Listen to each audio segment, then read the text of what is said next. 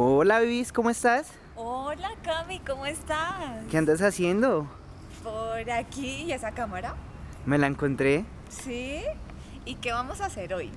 Pues no sé, mira que me dejaron un trabajo de averiguar sobre el régimen parlamentario. Y ¿Sí? pues no sé, tú que eres mi compañera de viaje, ¿te gustaría ir conmigo a Inglaterra? Claro que sí, si quiero, vamos. Vamos. Vamos.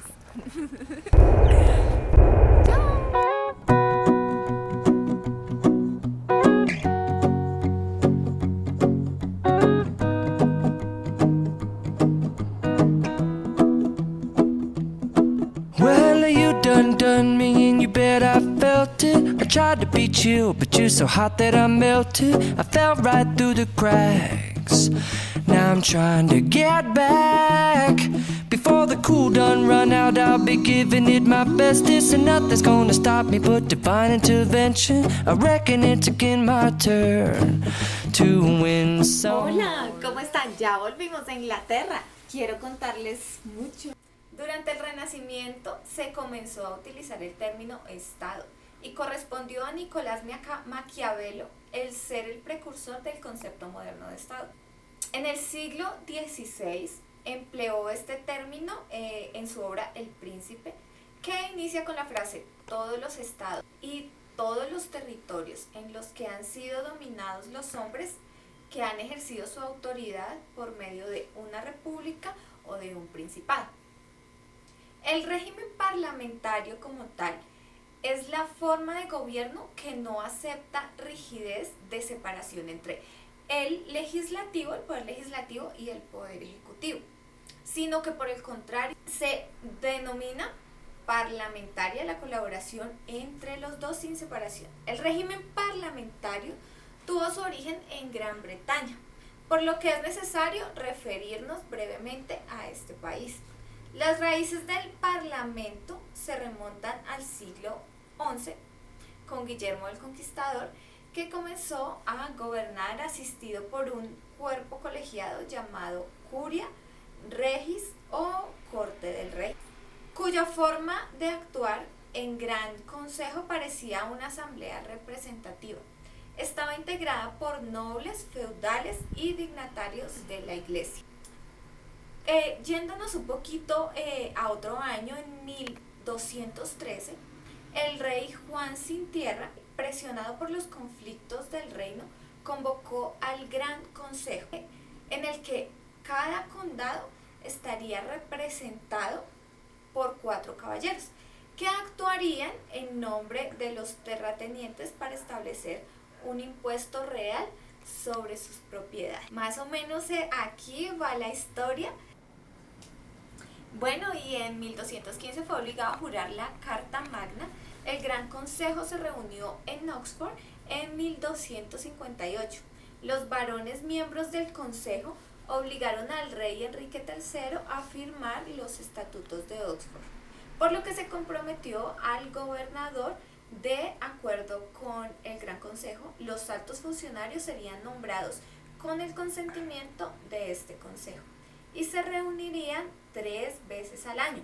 Se creó un consejo financiero compuesto por 24 miembros. El líder del consejo, Simón de Montfort, amplió su integración convocando en 1265 una asamblea compuesta no solamente de los varones y al clero, sino también a 2 caballeros por cada condado y 2 burgueses por cada ciudad. Esta asamblea fue el primer antecedente del parlamento moderno. A la muerte del rey le sucedió su hijo Eduardo I en 1212-1307. Durante su reinado, el Parlamento fue convocado por su intermedio recursos financieros a los ingleses. Así, esta institución se convirtió en el órgano de relación entre los reyes y el pueblo, pues en ella se hallaban representadas todas las clases sociales. Bueno, inicialmente el Parlamento se constituyó una sola asamblea, sin embargo el clero y la nobleza manifestaron una clara tendencia de reunirse de forma separada. Bajo los sucesores de Eduardo I, el Parlamento se dividió en dos cámaras, la Cámara de los Lores y la Cámara de los Comunes. La primera la formaban los grandes varones y prelados del rey, que al margen de toda elección eran considerados por derecho propio miembros del Parlamento. En cuanto a la segunda, intervenían los representantes elegidos por los miembros de las ciudades y de los condados. Durante el reinado de Eduardo III se votó una ley que obligaba al monarca a convocar al Parlamento una vez al año y más a menudo si era necesario. En cualquier caso, y aunque tal disposición no siempre cumplió, lo cierto es que las reuniones del Parlamento fueron más regulares, pues el rey necesitaba dinero y el principio de aprobación de los tributos por el Parlamento regía desde 1297.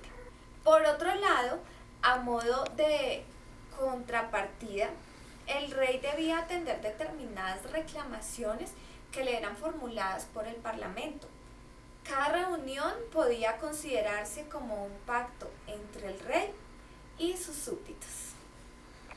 Bueno, y tras la Revolución de 1688 se publicó la Declaración de los Derechos, que estableció el predominio definitivo del Parlamento. En 1714 ocupa el trono Jorge I, de origen alemán, y con él comienza la dinastía Hanover.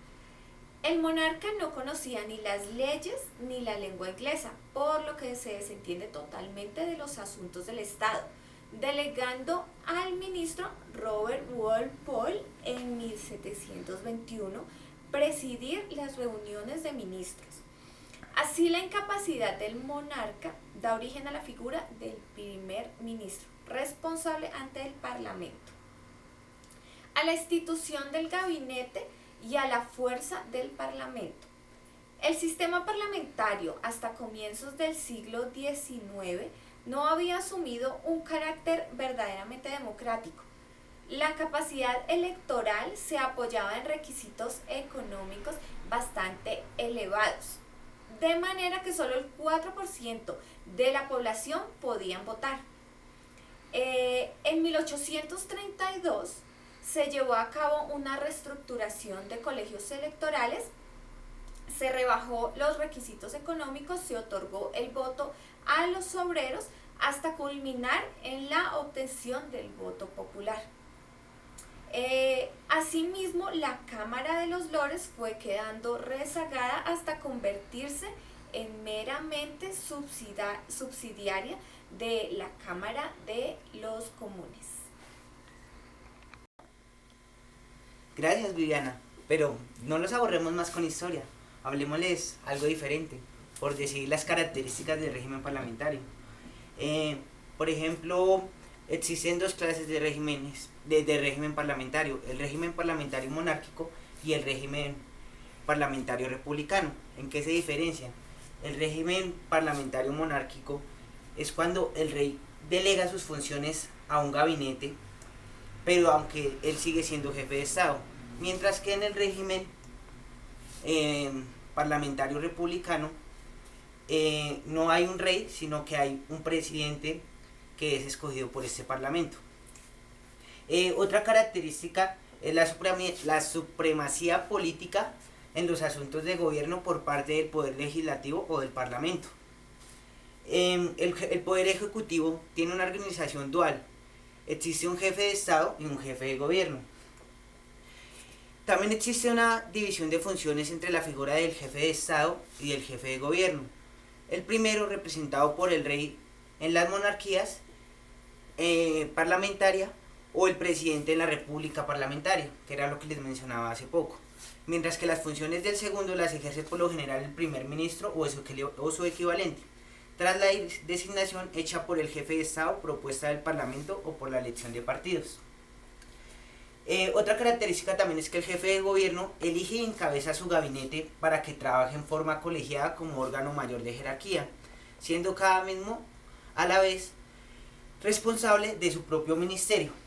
De ahí que los ministros que forman parte del gabinete realicen funciones tanto del Poder Legislativo como del Ejecutivo. Pero ven, Cami, ven y les contamos a nuestros compañeros más Dime. cosas.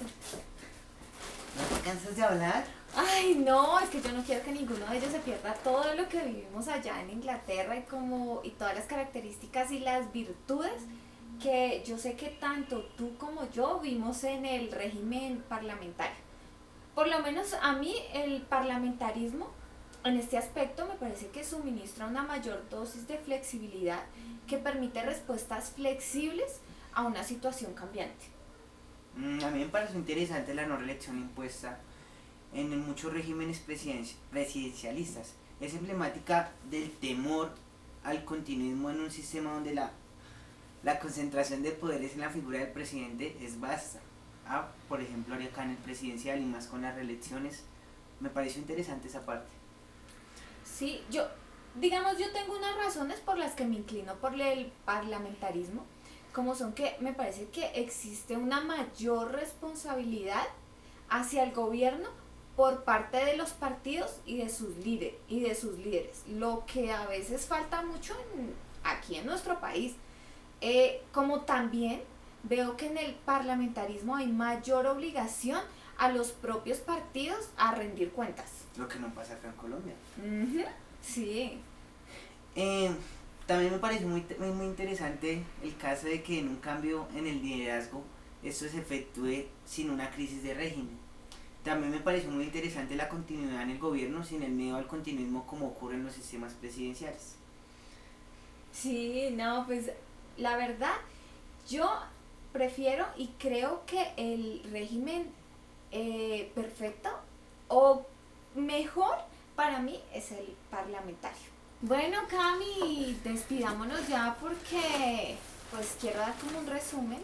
El parlamentarismo, entendido en su forma teórica, exclusivamente se caracteriza por un principio de separación de poderes que al parecer en la realidad es extremadamente limitado, donde se necesita o es necesaria una confianza del poder legislativo respecto del primer ministro. Y aquí en Inglaterra el sistema ¿Aquí o allá? ¿Todavía estás pensando en Inglaterra? allá, bueno, allá allá sí, ya estamos en Colombia, ¿no?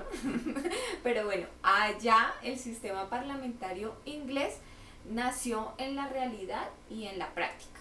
Por ello, la necesidad de observar, en todo caso, la realidad. Bueno, y para finalizar, ¿qué prefieres? ¿Por régimen parlamentario o régimen presidencialista?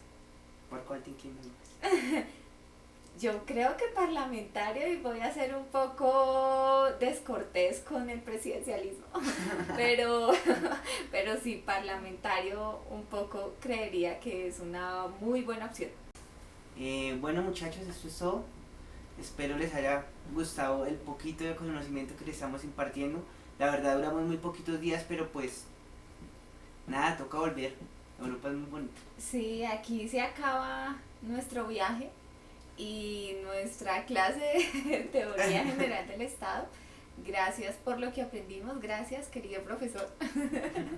Y espero que todas estas cosas se repitan porque son muy importantes y son bastante enriquecedoras para la vida, de verdad.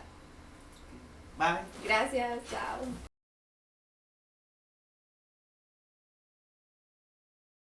Vamos. ¿Y qué tarea vamos a hacer? Porque no dijiste nada. Pues te iba a decir, no te adelantaste. Es mucho, porque sí, hicimos muchas cosas. No supe qué es. No empezó acá. Tío. El Big Ben. Mira lo que me traje de Londres. ¿A qué nos compraste eso? Ay, no viste cuando me escapé. Ah, sí, claro. Compartir todo lo que aprendimos por allá. Dios quiera algún día conozcan. No, mentira. Después dirán esto. No, yo sé qué van a decir. Pero no se puede cortar.